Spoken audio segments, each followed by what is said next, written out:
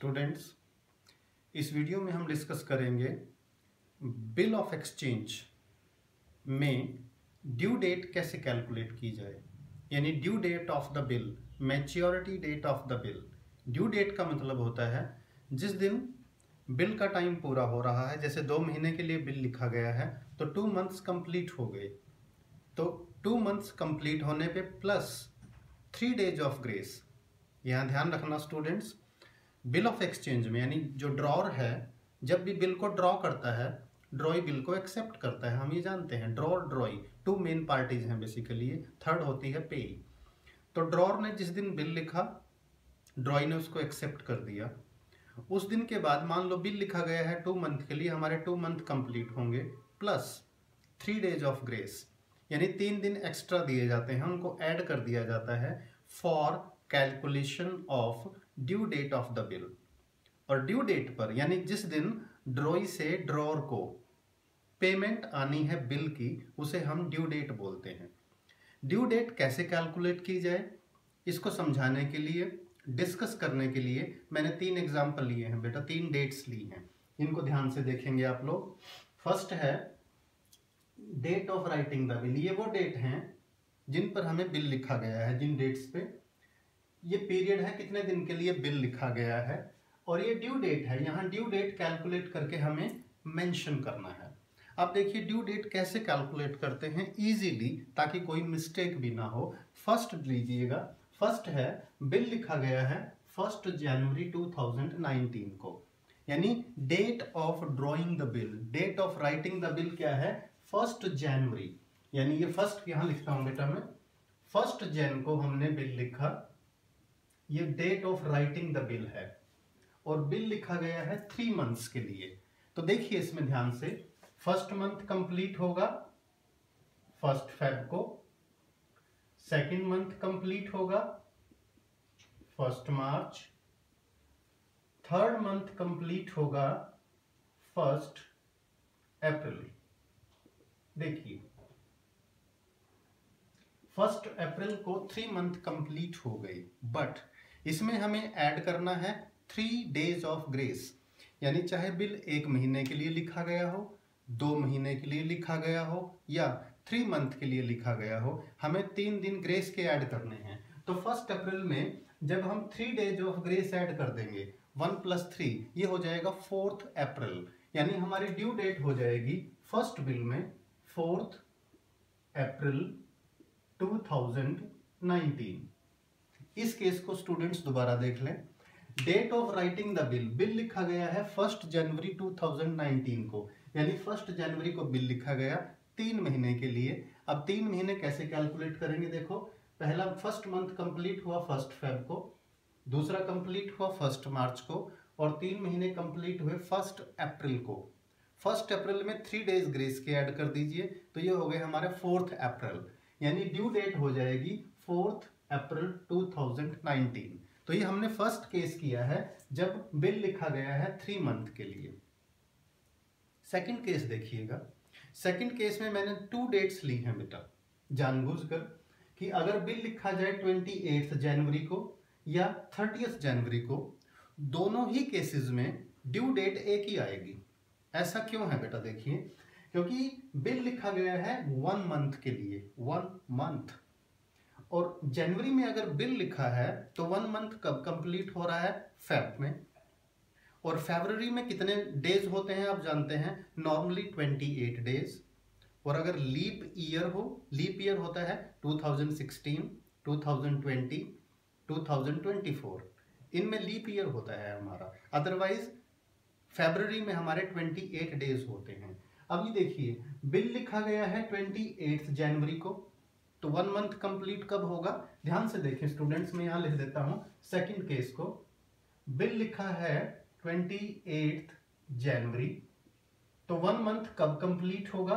1 month complete हो रहा है 28 फेब। दूसरा केस इसी के साथ साथ देखिए, दोनों में सेम डेट क्यों आएगी? अगर बिल लिखा है 30 जनवरी को, तो 1 महीना कब कंप्लीट होगा? ये भी 28 फेब को होगा, क्योंकि फेब की जो लास्ट डेट है वो 28 है। आप ऐसे मत सोचना बेटा कि 28 तक हो गए 28 दिन और 2 दिन हम एक्स्ट्रा ले लें। नो, जब भी बिल जनवरी में लास्ट डेट में लिखा जाएगा तो उसका जो 1 मंथ कंप्लीट होगा, जो फेब की लास्ट डेट है, उसी दिन 1 महीना कंप्लीट हो जाएगा। दोबारा देख लें, बिल लिखा गया 30 जनवरी को लिखा जाए या 31 जनवरी को लिखा जाए, 1 महीना कब कंप्लीट हो जाएगा? 28 फेब को कंप्लीट हो जाएगा। इसीलिए इन दोनों डेट्स में जो ड्यू डेट आएगी स्टूडेंट्स, वो एक ही आएगी। दोबारा देखो बेटा, 28 जनवरी को लिखा गया है बिल, तब भी 1 महीना 28 फेब को कंप्लीट हो रहा है। अगर ये 30 जनवरी या 31 जनवरी को लिखा गया है, तब भी जो 1 मंथ कंप्लीट हो रहा है वो फेब की जो लास्ट डेट है 28 को 1 मंथ कंप्लीट हो गया। अब इसमें 3 डेज ऑफ ग्रेस ऐड कर दो, प्लस 3 डेज, इसमें 3 दिन ग्रेस के ऐड करें। अब देखिए 28 फेब को 1 मंथ कंप्लीट हो गया, 3 दिन आगे आ गए, मार्च 1, मार्च 2, मार्च 3, यानी इसमें हमारी ड्यू डेट हो जाएगी 3 मार्च 2019। यानी सेकंड केस को आप ध्यान से देख लें बेटा, जब भी बिल जनवरी की लास्ट में लिखा जाएगा और नेक्स्ट मंथ हो गया हमारा फेब, तो फेब की जो लास्ट डेट होगी उसमें हमारा 1 मंथ कंप्लीट हो जाएगा। यही प्रॉब्लम कब आती है? जब बिल लिखा जाए 31 मई को। देखिए, मई में होते हैं 31 दिन और जून में होते हैं 30। मान लो बिल लिखा गया 31 मई 1 मंथ के लिए, तो 1 महीना कब कंप्लीट होगा? जून 30, क्योंकि जून में 31 नहीं 30 डेज होते हैं। तो इस चीज़ को ध्यान रखें कि जब अगले महीने में कम दिन हो तो उसकी जो लास्ट डेट होती है उस दिन हमारा 1 मंथ कंप्लीट हो जाएगा। तो डेट चाहे 28 जनवरी हो, 29 जनवरी हो, 30 जनवरी हो या 31 जनवरी हो, हर एक केस में हमारी जो ड्यू डेट आएगी, अगर बिल 1 महीने के लिए लिखा गया है, ये 3 मार्च आएगी स्टूडेंट्स। अब हम थर्ड केस की तरफ बढ़ते हैं। थर्ड केस है जब बिल लिखा जाए डेज के लिए। जैसे हमने बिल लिखा है, date of writing the bill है 1 दिसंबर 2018। 1 दिसंबर को लिखा गया है बिल, कितने दिन के लिए लिखा गया है? 60 डेज के लिए, यानी 60 days plus 3 days of grace, यानी हमें 63 डेज काउंट करने हैं।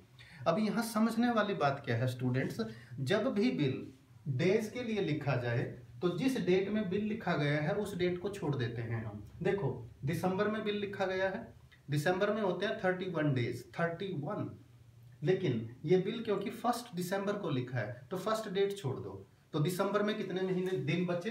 देखिए, हम यहाँ लिखेंगे दिसंबर, और दिसंबर में बचे हैं 30 डेज।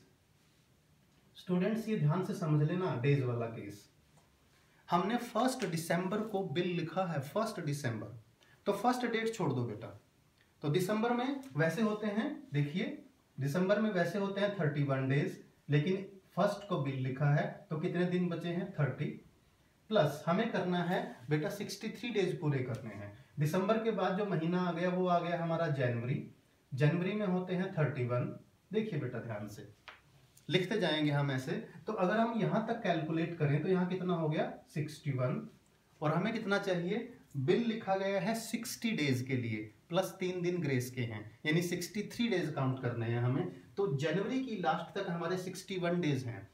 2 दिन हमारे कहाँ चले जाएंगे? +2, वो जाएंगे फेब में, प्लस फेब, तो फेब में ले लेंगे हम 2 डेज, यानी हमारी डेट हो जाएगी 2 फेब। देखिए स्टूडेंट्स, थर्ड केस को, डेज वाले केस को बेटा दोबारा देखें। 1 दिसंबर को बिल लिखा गया, तो दिसंबर 1 दिसंबर छोड़ दो बेटा। दिसंबर में कितने दिन बचे? 30।